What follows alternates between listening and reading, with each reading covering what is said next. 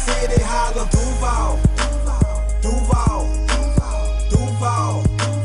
If you rip my city, holla Duval. And what is going on with it, guys?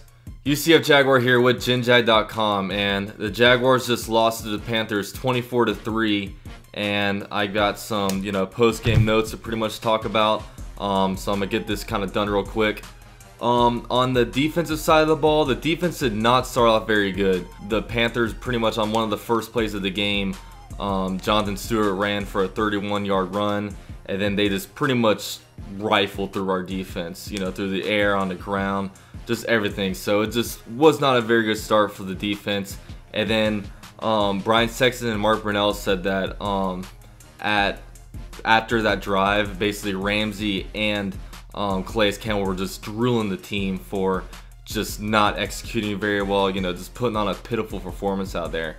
And then after that, they actually did pretty well. I believe after that they might have forced into a 3-and-out. I don't exactly remember, but I saw a bunch of different defensive players making plays. Myles Jack, I thought, played very well. Now, I remember he was playing pretty much man-to-man coverage with Greg Olsen a lot of the game, and I thought he was playing really well on him. Now, they had that one reception on him that I thought was just kind of an outstanding throw by the quarterback and just great positioning at the spot where he wasn't able to get it, but I mean, he was pretty much blaming him on that. And he had a bunch of good plays in the open field. I remember he had a couple really good tackles where he was just playing a good body positioning and just able to force him in the right spot. And then remember, you had that one play that resulted in a horse collar. I mean, that was an extremely athletic play by him that not many linebackers can do, but unfortunately is pretty much trashed with that personal foul horse collar. Just gotta learn to not be able to do that, because it's just such a killer, especially with this team that we have right now. But also on the defense, I liked Barry Church. Barry Church had a really good game today. He had 8 tackles at halftime, 1 tackle for loss. He's definitely, that's one positive about a defense. He's definitely an upgrade to Cyprian, so all that's good. I was a little disappointed with our defensive line pass rush.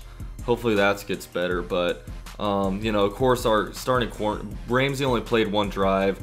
Boye and Colvin were out, so unfortunately we're still playing out there with Brian Dixon and Patman, even though Patman made some good things happen, but Dixon is pretty bad. But moving on to the offensive side of the ball, it's a rough situation with our offense right now, man. Our offensive line just isn't very good. Our quarterbacks just aren't good. I mean, first of all, we'll start off with the quarterback competition. It's pretty much between, they don't, for whatever reason, Allen isn't in the competition, so it's between Blake Bortles and Chad Henne. Now, they played pretty much today exactly with their repertoire. Chad Henne kind of started off the game. He's a decent check down guy, but he just does not have very good pocket awareness. He had one pretty decent long throw, even though it might have been an inch or two too long, but it still could have been caught. It was right in Keelan Cole's hands. So, Chad Henne just showed a lot of poor, athleticism, pockets awareness. He's able to check down decently, but then Bortles came in there. He is just still as bad as ever. Just his balls have no velocity on it. That one interception was it just had no ump behind it. But then, Bortles, one good thing about him is with our bad offensive line, he's able to do a lot of things when it comes to escaping pressure that Henne can't do. But at the same time with Bortles, if you play him, you're gonna be prone to those interceptions. You're gonna be prone to randomly really bad throws, and that's just Bortles' repertoire. It's just a terrible situation with the quarterbacks right now. And then you get the offensive line, and the offensive line might even be worse than the defense right now, or than the quarterback right now. Oh, I mean, the interior was awful, especially between AJ Cann and Patrick Omameh. I mean, these guys were playing deep into the 4th quarter. Doug Marrone had to have just been pissed by their performance to make them play that long. Usually they're out by the 3rd quarter, and then literally our starting offensive line wasn't even doing well against the Panthers' backup line. I mean, I don't know I'm almost scared for Leonard Fournette to come back, because I don't know if we can protect for this guy. I mean, with our offense, if anything's going to be able to, I mean, I keep getting more and more pessimistic about this season. I'm sorry, but like, if there's anything that has me, like, if there's any, is Fournette going to be able to be that person to fix our offense? Because right now, I don't know what it is. Because, you know, we know what the quarterback is right now. As long as we have Chad Henne and Bortles in, you know, Brandon Allen, I feel like will start eventually. They're just not starting him week 1. But, you know, our quarterbacks are just bad. The offensive line, you know, isn't playing well against their backups. Our receiving core looks really good.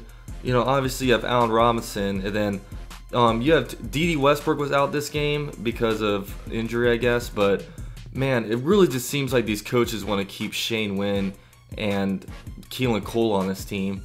Now, it seems like Keelan Cole is kind of trending downward as Shane Wynn's trending upward a little bit, as Keelan Cole pretty much had 2 games in a row where he dropped what, you know, definitely at least 1 touchdown. But the one I saw him, the one today, I feel like if he caught that ball, he would have been gone, to be honest with you. But that's just my opinion. But it's just with, they're giving Wynn a lot of opportunity. They pretty much had him, pretty much all the punt returns, everyone I remember he was returning. I don't know if they put a backup in there later on, but he was back there returning every single punt, making some good things happen. I remember he was on, I think it was kick return, where he returned it deep from the back of the end zone, and then, you know, at a place where you're like, shouldn't you need the ball? But also he's actually running out and getting some yards. So it's like, it'll be interesting to see, because you hear all these trade talks of Allen Hurns. I'm going to go over this whole Allen Hurns thing tomorrow